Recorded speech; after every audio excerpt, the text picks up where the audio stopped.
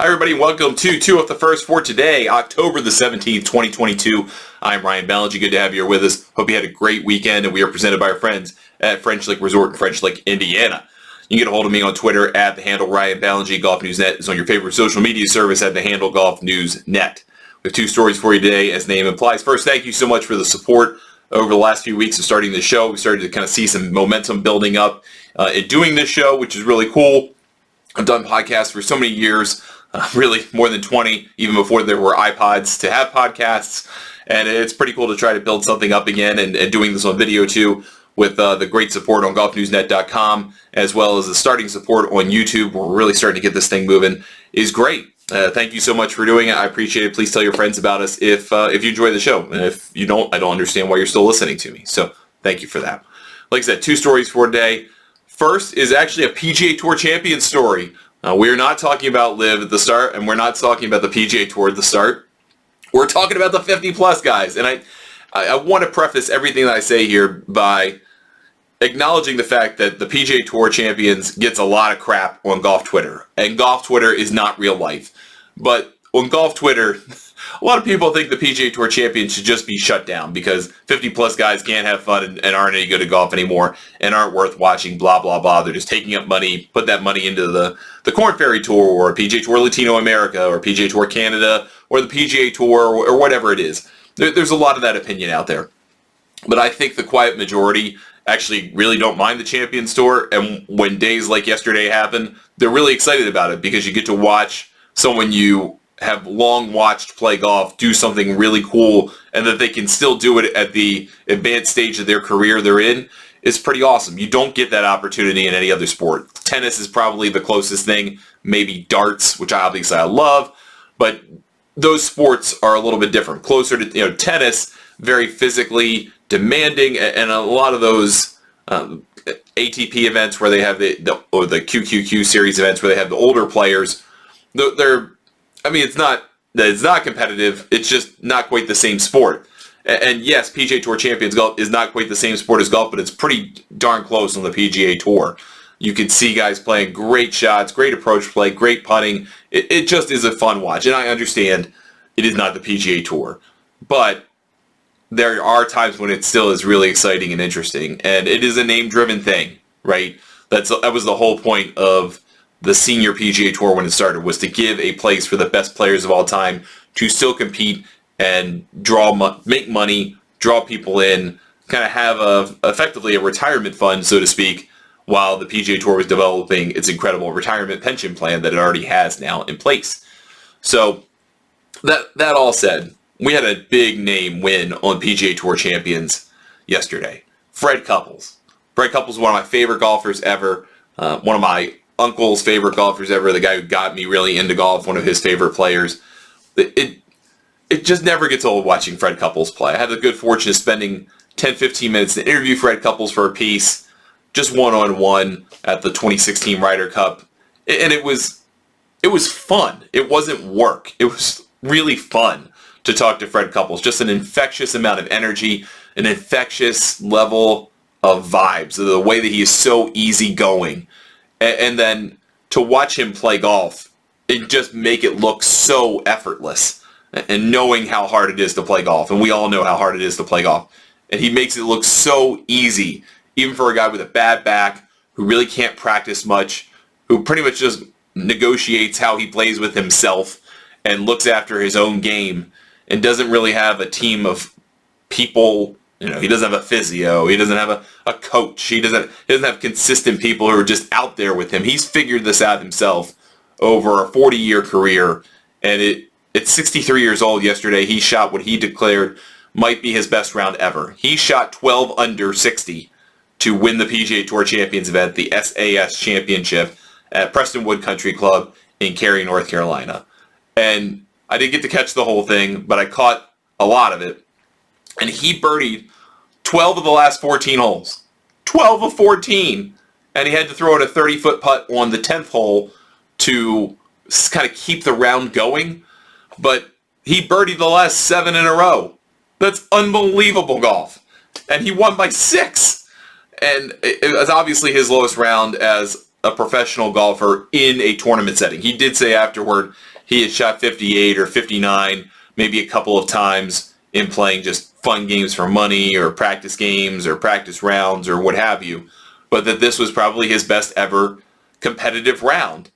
And I think the joy I got out of it was watching someone do what they could have always done, and they still get a chance. You still get that one more time.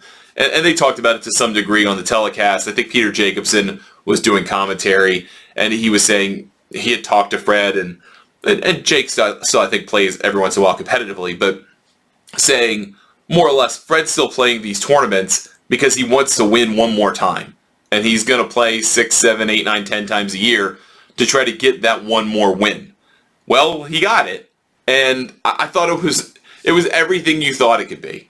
I mean, he opened up with a couple 68s, which was fine. That's a fine score, but not necessarily in a PGA Tour Champions event where you got to go pretty low to win, especially in a 54-hole shootout.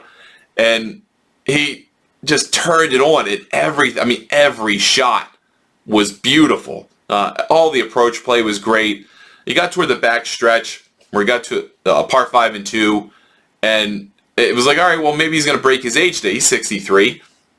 And he had a really long 2-putt. He had an eagle putt. It was probably 80 feet. And he lagged it up there about 7, 8 feet. And you figure, all right, he's probably just playing for good enough. He's just trying to win at this point. Just trying to not mess it up.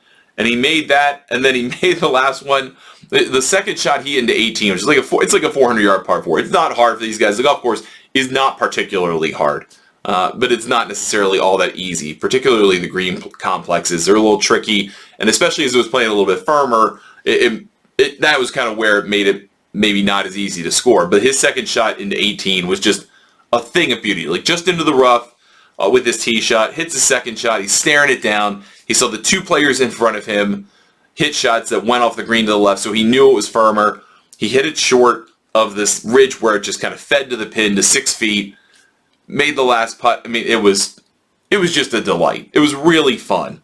And I feel like we haven't had that in a while in golf, and I know we have fun things, right? I mean, I know tournaments are fun and down the stretch, but this was just kind of pure, unadulterated fun.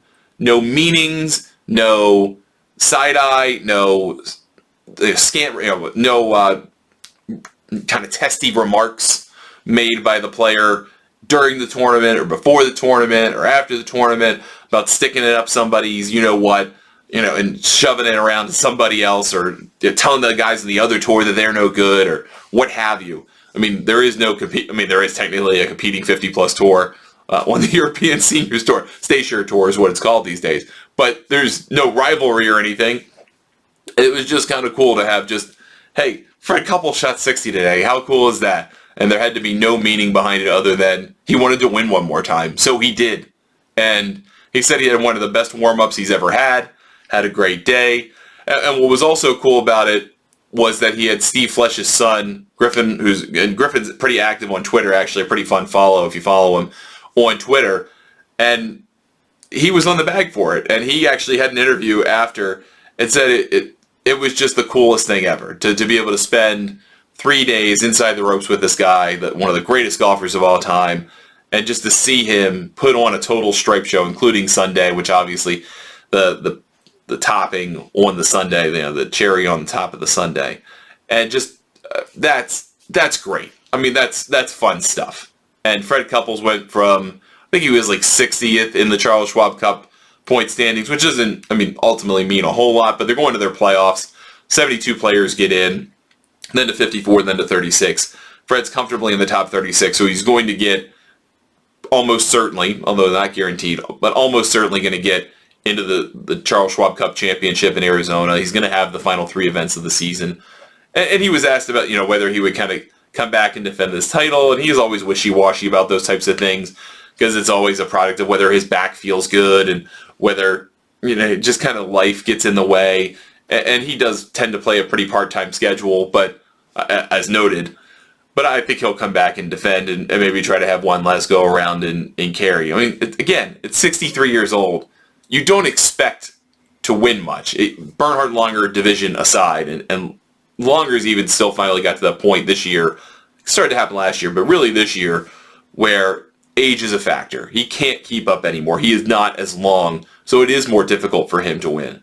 But Fred Couples is still beating the hell out of the ball at 63 years old, and he probably still has another one or two in him if the conditions are right, if he plays a place he likes, if he's just kind of in the mood to do it. And I think once he kind of caught fire, he knew he was going to go for it.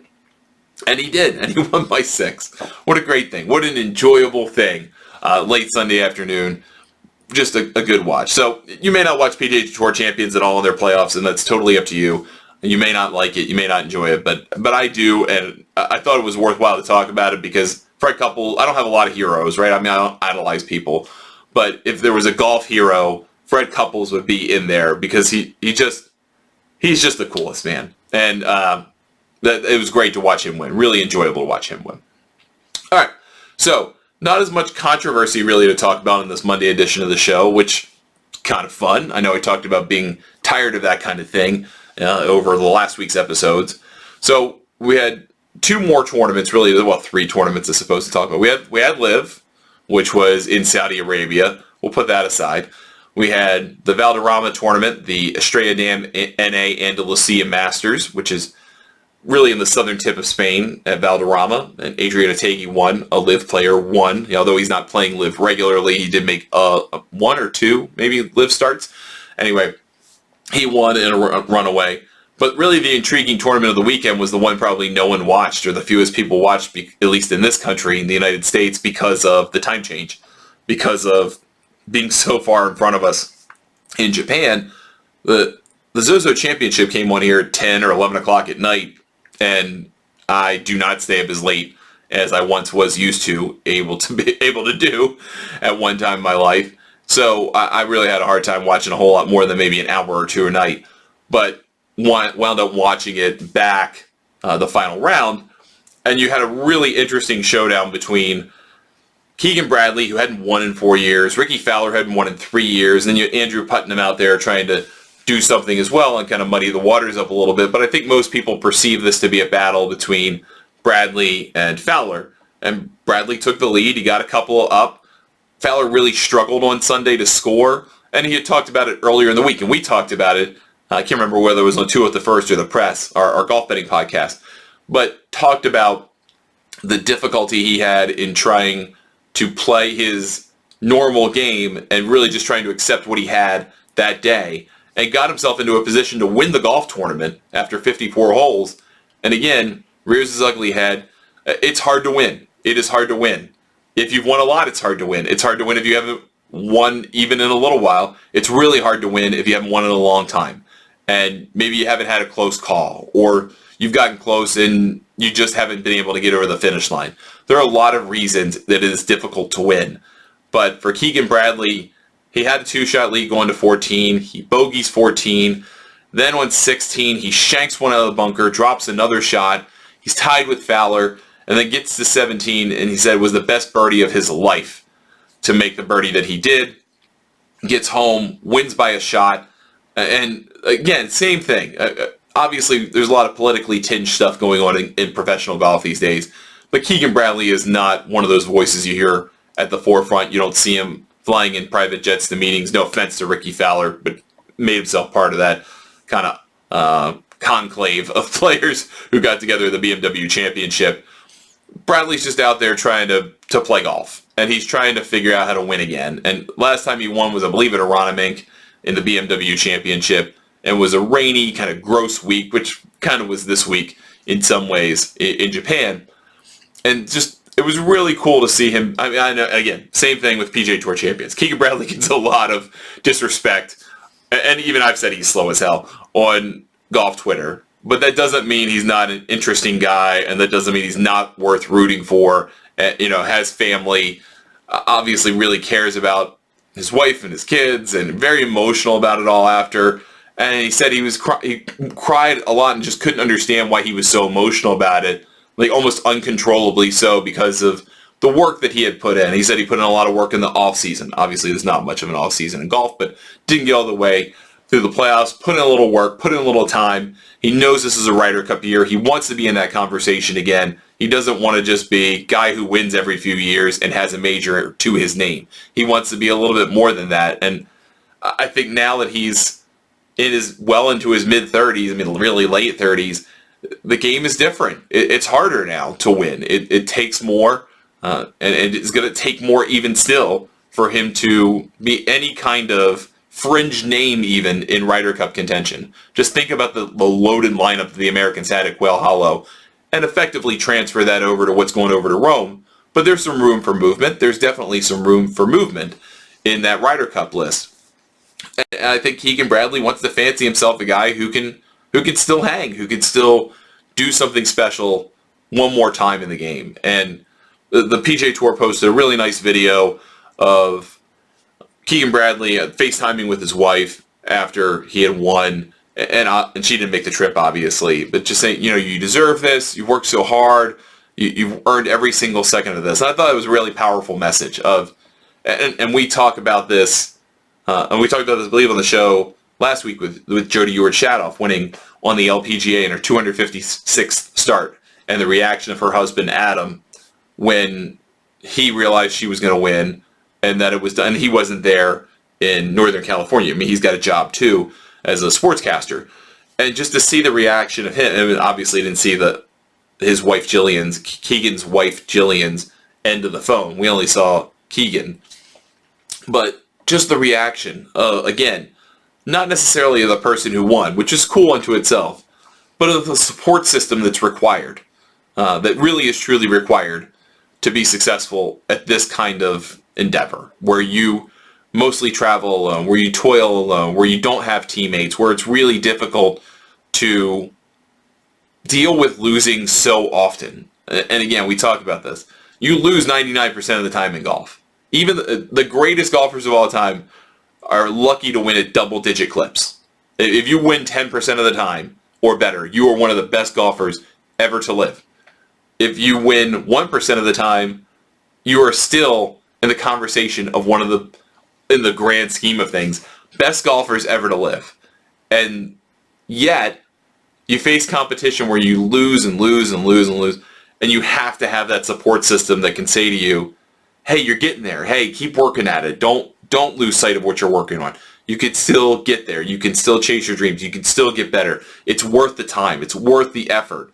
And yeah, you got to be certainly self-motivated. You can't just be told, stick your chin up and keep going and go through the motions. I don't think you can do that either. You have to be emotionally invested in what you love.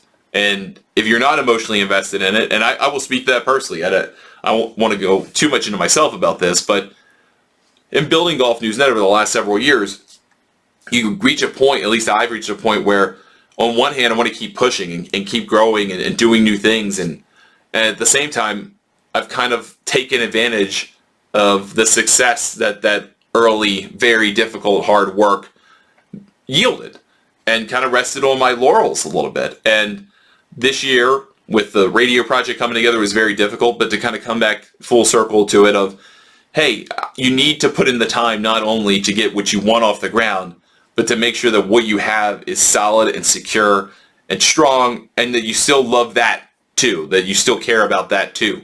And that sometimes means going back to basics and fundamentals and working on stuff that you assume is good. And that happens out in professional golf, where maybe you just take advantage of your skill set. You're a good driver of the golf ball. You're a great putter of the golf ball. You take advantage of those things and you try to get better at what you're bad at, almost to the detriment of the things you're great at. Ricky Fowler is one of those examples. Had a world-class short game, lost it in pursuit of trying to get a better full swing, better driver swing. Now he's kind of gone back to Butch Harmon, maybe starting to get back the other way of knowing who he is and what he's about. And Keegan Bradley, same thing. Knowing who he is, knowing what he's about, knowing what he can accomplish. You need that key support system to be able to kind of back you up when you know you're probably going to get worse before you get better, when you know it's going to be hard, but it's worth climbing that hill, mountain, whatever you want to call it, one more time. And just to feel that moment that he felt, that moment where he put his arms in the air and knew he had won and knew he had done something special. And then to underscore all of that, I thought it was also interesting that he talked about the experience he had in 2019 playing the Zozo Championship, first year of the event, Tiger Woods wins the tournament. They had awkward weather issues every week. They seem to every year in this tournament, by the way, when it's played in Japan. But that he played the final 36 with Tiger Woods, and he talked about it. He said he thought about that all day, that experience of playing the final 2 rounds with Tiger Woods, especially the final round, understanding the things that Tiger did to maybe slow himself down, to not speed up things, to not let things go so quickly. And he did some of that himself, and that a lot of what he learned from that day, he applied to this experience. And then to win, he said, on the same golf course with the same Sunday pin on 18 was really special for him. And just effusive with praise for the tournament and the folks in Japan who came out and supported it, and Zozo for sponsoring. I mean, all of that stuff. That's cool. I mean, that's never going to get old to me. And I can be really cynical about things, maybe too cynical. And that comes out here sometimes. But at the end of the day, it's really cool to see people achieve goals and achieve dreams that they've worked hard to get, and maybe they've struggled at for a long time, maybe longer they need to struggle at it, but they kept up with it and got it that day. So Fred Couples, obviously, is an effortless guy. He didn't struggle. He wasn't hurting in life in terms of what he's accomplished. He's won a Masters, 2 players, 15 times on the PGA Tour, about the same number of times on PGA Tour Champions. He's done what he's had to do. But again, just to have that one more cool day. And that's what he wanted. Even Fred Couples, he just wanted one more day like that, and he got it. Keegan Bradley, maybe different stage of life, different, certainly, CV, but wanted to have one more day like that. And Jody Ewart chat off last week. Wanted to just have one day like that. She got it. So, cool stories in golf. Very exciting. Congrats to Adrian Ategi for blowing away everybody at Valderrama. It was never even close. He blew everyone away on Sunday. It was just another runaway on the DP World Tour. Those things happen, 2 in a row. We'll see what happens this week with the Mallorca Golf Open, which is one of those kind of fill-in events they seem to have every year. And then Brooks Koepka won the LIV with a birdie on the 3rd playoff hole against Peter Uihlein, which, hey, that tells you what you want to take away from him about LIV. But instead of me opining for a second, I thought it was really interesting. Alan Shipnick, who's obviously been at the center of a bunch of stuff related to LIV, sent out a tweet after Brooks won that, this guy that is a 4-time major winner, has struggled with injury issues, thought he was going to retire, gets back to the winner's circle. In normal circumstances, that would be a huge story. Does it matter to anybody? And it was one of those ratio replies where everyone basically said no. They don't care. And it doesn't add up to them. And I could sit here in front of this camera and this microphone and tell you all I want about how I feel about LIV or what I think's wrong with it. But ultimately, my opinion doesn't really matter. It matters as much as yours, right? And so if that only matters that much, but then you have thousands of opinions like it, and it seems to be the kind of prevailing sentiment, what does that tell you about the longer term for LIV? Where they had 43,000 viewers on YouTube in the middle of a playoff in a tournament that wasn't that hard to watch. I mean, you can watch it on YouTube. It was on in the middle of the morning. Again, not a difficult time zone for Americans to watch it, at least for the Central and Eastern time zones to watch it. No one was paying attention. I don't know what that tells you about the long haul, but and we'll see, I guess, what happens with the final event in Miami and whether people pay attention. But I think maybe the novelty has worn now, and it's still golf at the end of the day. And if that's it, if that's the end of it, that's the extent of it, I think that's a warning sign. Let's put it that way. All right, let's go do it for us today on 2 of the First. Thank you so much for watching or listening. We really appreciate it as we continue to grow this show throughout the fall and start to get ready for the 2023 season. GNN Radio is preparing to launch very soon. I have a call in a couple of days to get the streaming software going. We've got it broadcasting to a live computer locally, but then we've got to get it out to the universe. Once that's out there, we will let you know how you can listen, where you can listen, all that good stuff. Got so many questions about that, and we give you all the details about it as soon as we have it ready to roll. Thank you so much again for watching or listening to the show. We will talk to you tomorrow on 2 off the First.